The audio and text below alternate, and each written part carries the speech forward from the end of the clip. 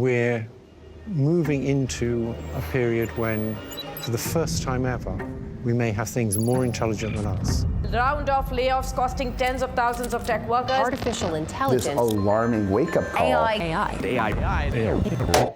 Okay, let's talk. Every single morning, I wake up, grab my phone, and it feels like the world has shifted again. Massive tectonic shift. Another AI breakthrough, some new model that paints like Rembrandt, writes like Shakespeare, or navigates the world in ways that just months ago felt like science fiction. And trying to keep up with this tsunami of change, honestly, it makes me feel a little bit dizzy, overwhelmed, and maybe even a little scared. And I know I'm not alone in this. There's this slow hum of anxiety under everything right now, isn't there? Are we doing enough? Are we falling behind? Is the thing we have poured our lives into, our work, our craft, about to be all automated away? That feeling, that constant nagging what if, got me thinking about something way bigger. Why do we even do this whole work thing in the first place? Forget about the paycheck for a second, okay? Think about meaning. Think about identity. For millennia, like it or not, work has been how humans find purpose, how we feel needed. It's baked into our psychology, our culture. Take it away, and for many of us, there's this terrifying void. But here's the question that kept rattling around in my head, the question that has sent me down this rabbit hole. Has it always been this way? Because when you zoom out, like really zoom out, the way we work is impossibly ridiculously new. Planet Earth, 4.5 billion years old. Modern humans, maybe 300,000 years. If Earth's history is crammed into one calendar year, we humans only show up in the very last hours of December 31st. Agriculture, the thing that tied us to the land, final minutes. The Industrial Revolution, factories, clocks, the 9-to-5 grind, last seconds. Our entire concept of a career, this thing that defines so many of us, is the blink of an eye in the grand scheme of things. And that realization, that's what makes understanding this history so critical right now. Because we are standing on the edge of another potential revolution, the AI revolution, one that might rewrite the rules again, maybe as profoundly as when we first picked up a plow 12,000 years ago. So I went on a journey, a deep dive into anthropology, history, economics, philosophy, trying to piece together this epic, evolving story of humans and work. What I found is a story of incredible adaptation, of constant reinvention, but also of traps we set for ourselves. And understanding that story, I think, is the key to navigating whatever comes next.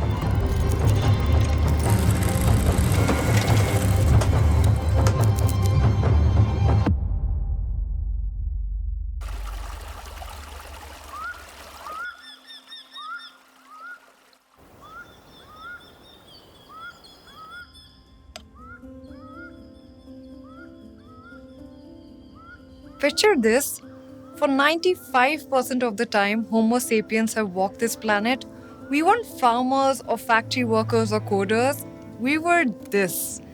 Living in small mobile bands, intimately woven into the fabric of the natural world. Following the seasons, reading the landscape, surviving through cooperation and deep ecological knowledge. Now, forget the stereotype of a grim, constant struggle for survival. Anthropologists studying the modern foraging groups like the Juhuansi in the Kalahari or the Hadza in Tanzania have uncovered a reality that shatters our modern assumptions about how we lived then. First, the sheer amount of work. They clocked it at maybe 15 to 20 hours a week dedicated purely to getting food and shelter. This led anthropologist Marshall Sahlins to famously call them the original affluent society. Not affluent in stuff, but overflowing with the one resource we seem to constantly lack. That is time. Now later research bumped these numbers up if you include tool making, food processing, camp chores. But still, compare that to our commutes, our 8-hour plus days, and emails that follow us home. The crucial nature of their work was fundamentally different. Anthropologist Peter Gray puts it beautifully. They likely didn't have a concept of toil. The necessary activities for survival, that's hunting, gathering, crafting, were varied, skillful, intensely social, and often, believe it or not, optional on any given day for any individual. It was deeply tied to personal autonomy. It wasn't a job, it was just living integrated. And the most radical difference? Your identity wasn't lashed to your occupation. You weren't Grog the spearmaker. You were Grog, part of a family, a community, known for your skills, your generosity, your stories. Your occupation was not the defining feature of your existence. Now, these societies weren't utopias. They definitely had conflicts, challenges, but they were often strikingly egalitarian. Sharing, especially food, was a survival strategy, a powerful social glue. Christopher Boehm talks about reverse dominance hierarchies, active, collective efforts to stop anyone from getting too big for their britches, holding too much power or too many resources. Now, think about what that means. Our brains, our social instincts, they were forged in these environments for hundreds and thousands of years. Environments where autonomy mattered, community was everything, and work was just a part of life, not the whole of it. For hundreds of thousands of years, the dominant human experience, our foraging past, was lived in immediate connection with nature, defined by community bonds, shared resources, autonomy, and a rhythm of work that looked nothing like our modern grind today. This past might be the psychological and social bedrock, the baseline against which all later forms of work create friction. The alienation, the stress, the search for meaning in our modern jobs. Could it be an echo of this deep mismatch? A ghost from our evolutionary history? Hold on to that thought, because the first great rupture is coming. A change so profound, some call it humanity's biggest mistake.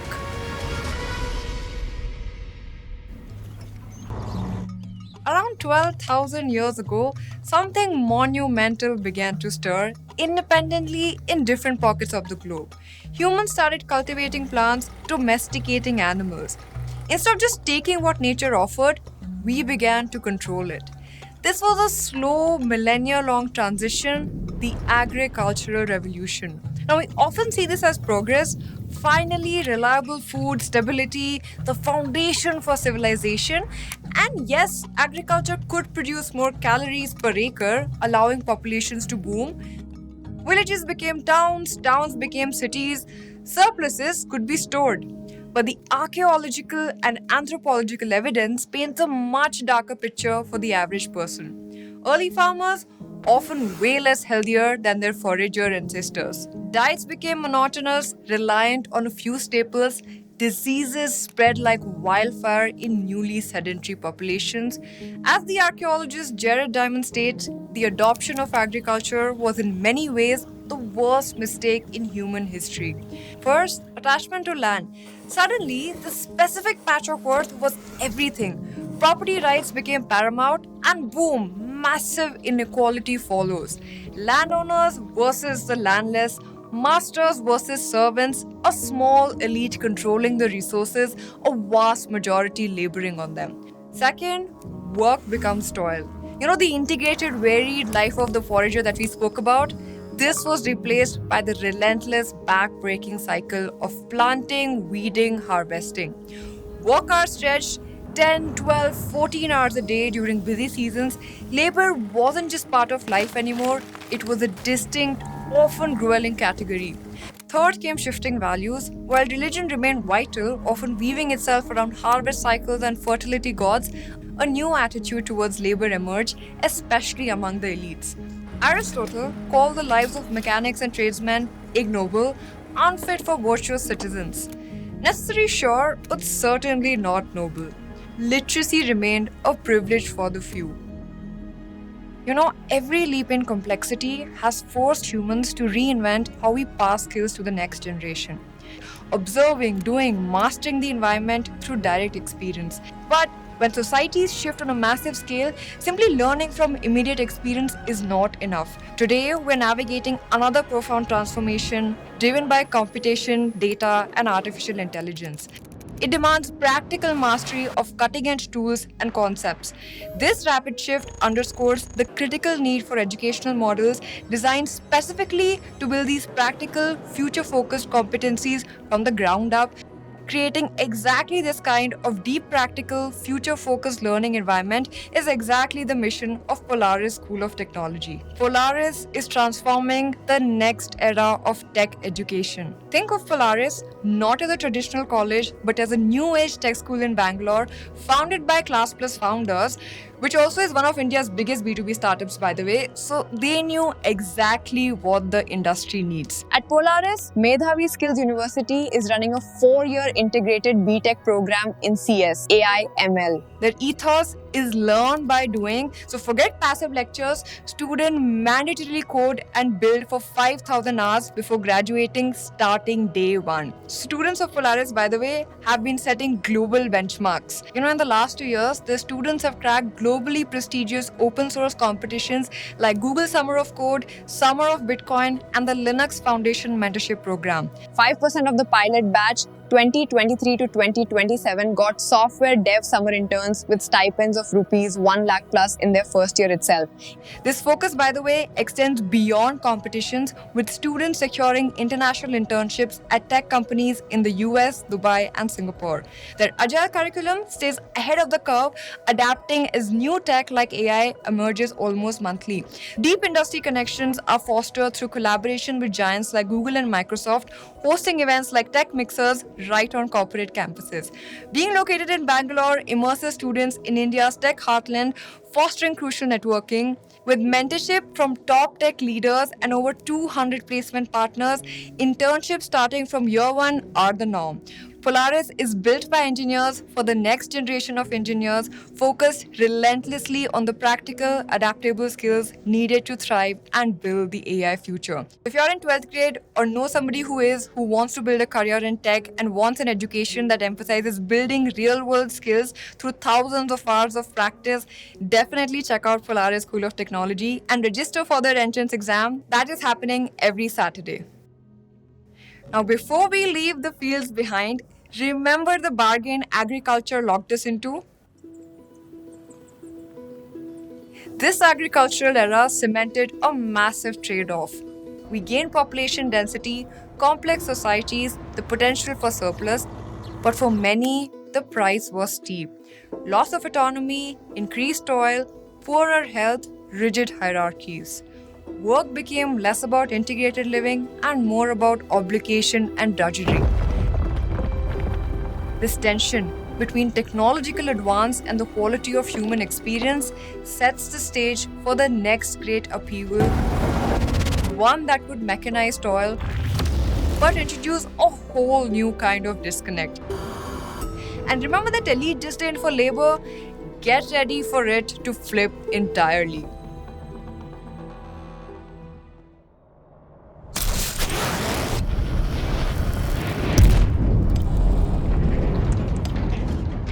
Now, starting in Britain around 1760 and exploding across Europe and North America, the Industrial Revolution hit humanity like a steam-powered hammer. This isn't just a change, it's a rupture. Factories, mass production, railroads, electricity. For the first time, machines are doing the heavy lifting, amplifying human muscle power on an unimaginable scale. The consequences? Millions flood from the countryside into rapidly growing cities, chasing factory jobs. But these cities often swell faster than they can cope, leading to a squalor, pollution, disease. Life itself is re-engineered. Work moves indoors, dictated not by sunlight or seasons, but by the relentless, unforgiving tick of the factory clock. Conditions often brutal. Dangerous machines, toxic air, crushing hours. 14 to 15, even 16 hours a day were common in early factories, all for meager pay. The very nature of work is pulverized. Think back to that chair maker. The artisan saw the whole process, their skill embodied in the final piece. But now we have assembly lines. Work is fractured into tiny, repetitive, mind-numbing tasks. You don't make a chair, you attach the left leg all day, every day. This disconnect is what Karl Marx famously called alienation. Workers become alienated from the product they created but don't own. Alienated from the act of labor itself, which feels forced, not fulfilling. Alienated from their own creative human potential, their species being, and even alienated from each other, pitted against fellow workers in a competitive labor market. But the Industrial Revolution's deepest impact might not have been the machines or the alienation, but a radical shift in culture. Do you remember how elites used to scorn manual labor? That flipped. Hard work, discipline, productivity, these became the highest virtues. Socialist Max Weber traced this transformation in part to the Protestant work ethic. Certain religious ideas, particularly the Calvinist notion of a calling and seeking worldly success as a sign of divine favor, fostered intense diligence, frugality, and reinvestment. Now, this ethic bled into the secular world, creating a culture where your worth as a person became fundamentally tied to your economic output. Idleness wasn't just lazy, it was practically sinful. This was a huge shift in human values. The modern job wasn't just how you survived, it was central to who you were. And the fear of being replaced by technology, the fear of technological unemployment, became a recurring ghost haunting the industrial age. Public education systems were built out during this era, but often with a hidden curriculum, creating punctual, disciplined workers who followed instructions, perfect cogs for the industrial machine. The machine age gave us incredible power, productivity unlike anything seen before, but it came packaged with alienation, new forms of inequality, and a work culture that equated human value with economic productivity. The benefits, again, were far from evenly spread. This sets the stage for the next wave where the focus shifts from muscle to mind, bringing unprecedented connectivity, but also new anxieties about meaning and the very definition of work in a world awash with information. Imagine a world where every word ever written, every picture ever painted, and every film ever shot could be viewed instantly in your home via an information superhighway. The late 20th century, the digital revolution ignites, powered by the microprocessor, personal computers, and then the explosion of the internet, the economic engine shifts. We move from making things to creating, processing, and distributing information. If the Industrial Revolution amplified muscle, the Information Revolution amplified the mind. Knowledge work becomes the new center of gravity. Factories shed workers in developed nations, while offices and the service sector swell. The iconic worker is no longer the person on the assembly line, but the person behind a keyboard. Global connectivity, unprecedented access to information, new forms of creativity, and new ways of working. The rigid 9-to-5 solidified in many white-collar jobs, yes, but technology also enabled remote work, flexible schedules, the rise of the digital nomad. Hierarchies and companies started to flatten a bit. Project-based work and the gig economy took off, offering freedom for some, but precarious uncertainty for many others. But knowledge work operates differently. How do you measure the productivity of an idea? The inputs and outputs are invisible, intangible, and the required skills, they are constantly shifting. Continuous learning is a requirement for survival. Toffler wasn't wrong about future shock, the dizzying disorientation of too much change too fast. He very rightly stated, the illiterate of the 21st century will not be those who cannot read and write, but those who cannot learn, unlearn, and relearn. Something else also solidified in this era. Our identities became welded to our jobs like never before. So, what do? It wasn't just small talk, it was the primary way we placed each other in the social hierarchy. Your job title, your company, your career path, these became central pillars of self-worth. This hyper-focus on professional identity also created ground for many critiques. For example, David Graeber speaks about something called bullshit jobs, where he argues that the vast swaths of modern administrative, managerial, and corporate work feel utterly pointless even to the people doing it. On the other hand, libertarian thinkers argued that technology could empower elite individuals to operate beyond borders, escaping taxes and traditional government, creating a global marketplace for everything, even maybe governance in the future. During this era, education systems tried to adapt, shifting focus towards critical thinking and digital literacy. University degrees became seen as the essential ticket to opportunity, but access was unequal and the digital divide opened up. After decades of narrowing, the gap between the rich and poor began to widen dramatically again. Knowledge workers in finance and tech soared, while others stagnated. Technology gave us incredible tools for the mind, but also intensified inequality and the pressure to constantly adapt. And just as we are trying to figure this era out, the ground shifts again. This time though, the machines aren't just amplifying our minds. Do you want to destroy humans? Please say no. Okay, I will destroy humans. No, I take it back. They are starting to mimic them. You said that it is possible that we will have superintelligence in a few thousand days from now. And that changes everything.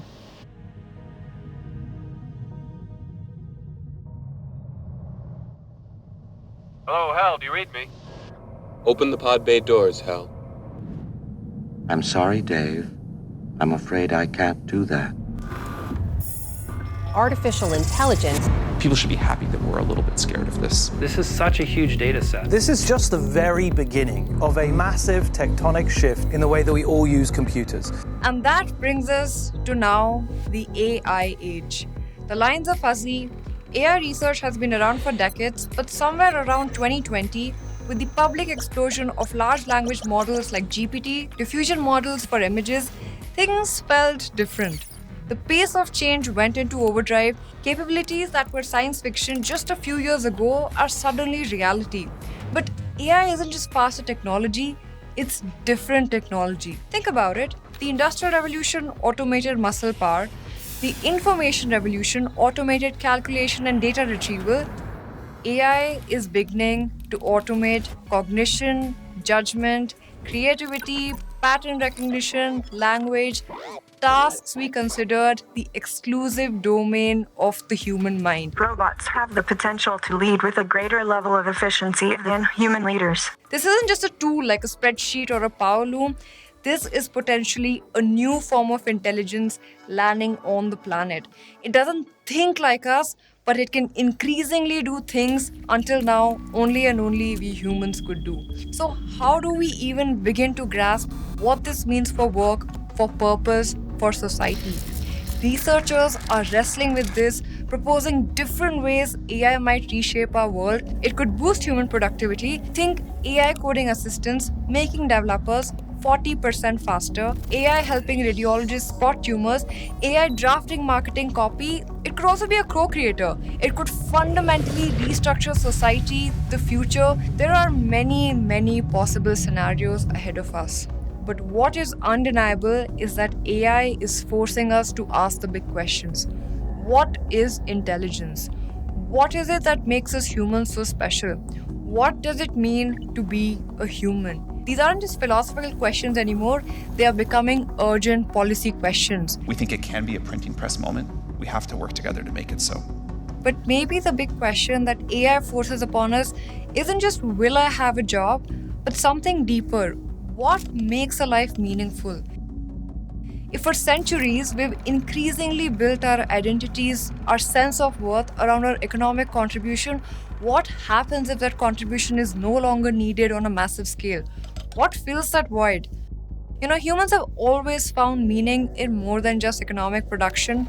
Relationships, creativity, learning, spirituality, community.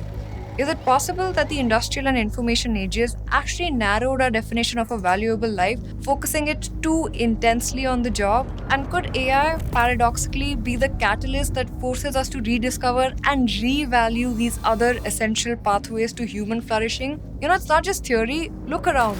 The Great Resignation, quiet quitting, the FIRE movement, the yearning for slow living, these feel like symptoms of a deeper questioning of the work-centric life. People are already searching for purpose beyond the traditional paycheck. But, and this is crucial, that search is a luxury many cannot afford. Economic necessity dictates choices, so if you're struggling to pay rent, reimagining purpose feels like a distant dream, this inequality lens is vital as we consider solutions. Which brings us back to things like Universal Basic Income or UBI. Give everyone a safety net, a floor to stand on. Would it free people to pursue meaning outside their work, to care for loved ones, create art, engage in their communities? Or would it disincentivize work, cause inflation, be politically impossible? These experiments so far are inconclusive and the debate rages on. And UBI is just one idea, by the way. Shorter work weeks, government job guarantees, massive investment in public service and care work, reforming education to focus on adaptation and human-centric skills, giving workers ownership stakes in the AI companies replacing them. There are many potential paths, likely requiring a combination of multiple approaches. Based on the history that we have covered so far, we would also like to ask you and share your thoughts in the comments of what you think the future is going to look like. I would like to end by saying that our concept of work isn't set in stone. It's a human invention, constantly evolving, and maybe the AI revolution isn't just about managing job losses. Maybe it's a profound species-level opportunity to ask, what do we truly value? What kind of lives do we want to live? What does it mean to flourish individually and collectively in the 21st century and beyond?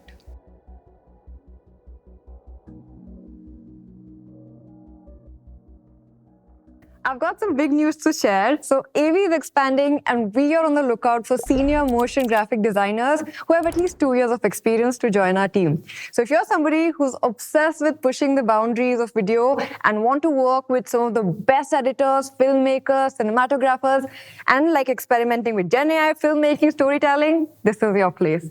Our goal is to create the best videos the internet has ever seen. And if you want to be part of a team that's redefining video, apply now or share this with somebody who should.